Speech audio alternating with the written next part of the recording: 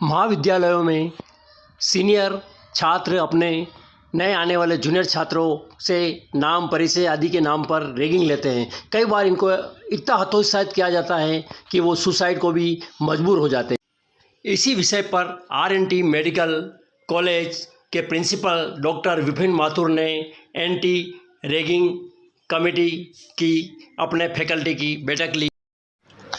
Sir, पहले generally सुनने में आता था आए दिन सोशल मीडिया में, पेपर में, इवन रैगिंग के कारण स्टूडेंट सुसाइड भी कर लेते थे।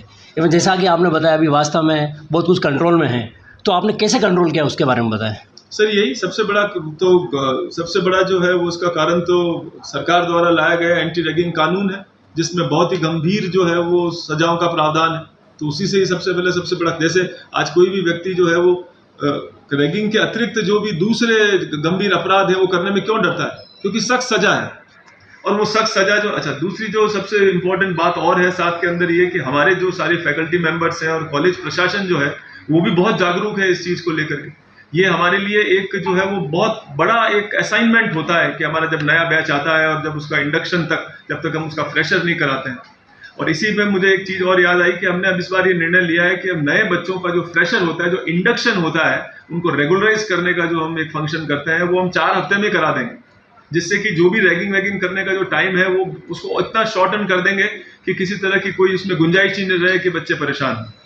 तो सर, समय समय में ऐसे कोई सेमिनार वगैरह आयोजित होते हैं जिससे उनको जागरूक किया जाए कि आप ऐसा करेंगे तो आपको ऐसे परिणाम भुगतने पड़ेंगे? हमारे यहाँ पे उन सेमिनार्स के अतिरिक्त जो है वो हमारे यहाँ पे जो है वो मानसिक रोग विभाग वाले जो है हमारे साइकेट्रिस्ट वो भी हमारे यहाँ पर साइकोलॉजिकल सपोर्ट ग्रुप भी हमारे एक जो है वो काम करता है, जो कि इन तरह के बच्चों को वो आकर के वहाँ अपनी व्यथा बता सकते हैं और उनको साइकोलॉजिकल भी मदद करके अपलिफ्ट करने की कोशिश करी जाती है। सर, जनरली नेशनल लेवल पे ऐसी कोई एंटी रैगिंग कोई कंप्लेंट डेस्क बना हुआ है या यूनिवर्सिटी ग्रांट कमीशन में जैसे एंटी रैगिंग की कंप्लेंट भी कर सकते हैं? देखिए, इसका तो मुझे पर्सनली नहीं ध्यान है कि कोई ऐसा कोई नेशनल लेवल पे कुछ बना हुआ हो, लेकिन एंटी रैगिंग जो कॉलेज संबंधित कॉलेज है और जो जिला प्रशासन है उसके पास में वो सेल बना हुआ है और इमीडिएटली जो है वो कंप्लेन वो रजिस्टर करा करके उसके अगेंस्ट एक्शन हो सकता है।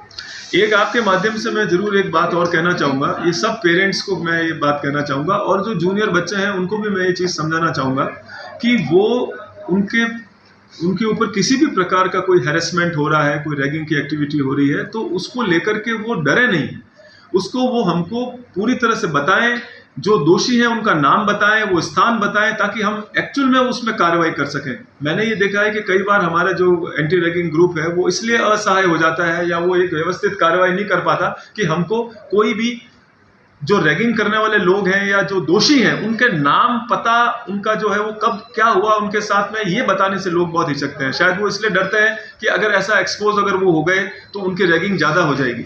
तो मैं उनको आपके माध्यम से आश्वस्त करना चाहता हूं कि बिल्कुल वो इस तरह से जो है वो नहीं सोचें इस तर्ज पे और वो हमारी मदद करें, ताकि अगर हम एक भी आदमी को पकड़ पाने में और अगर हम उनको उसको गंभीर सजा दिलाने में कामयाब होते हैं तो स्वतः एक बहुत बड़ा संदेश जाएगा।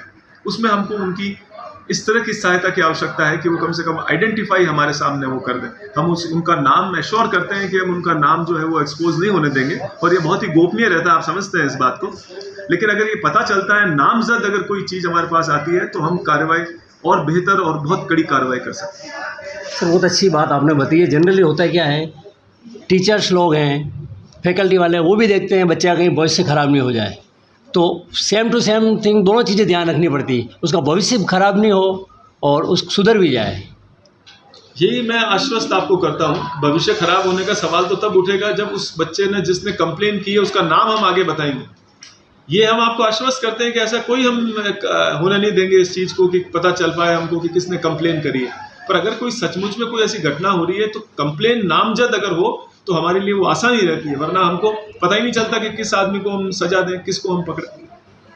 बहुत बहुत धन्यवाद डॉक्टर साहब, आपने एंटी रैगिंग के बारे में बताया और आज एंटी रैगिंग का आपने पूरे स्टाफ को समझ कर आपने मीटिंग ली, उनको आगे दिशा निर्देश दिए। हम कामना करते हैं आपके जो आर.एन.टी. कॉलेज में ऐसी कोई रैगिंग होगी नहीं, स्टूडेंट अपनी पढ़ाई करेगा और अपना भविष्य बनाएगा। बहुत बहुत धन्यवाद। धन्यवाद।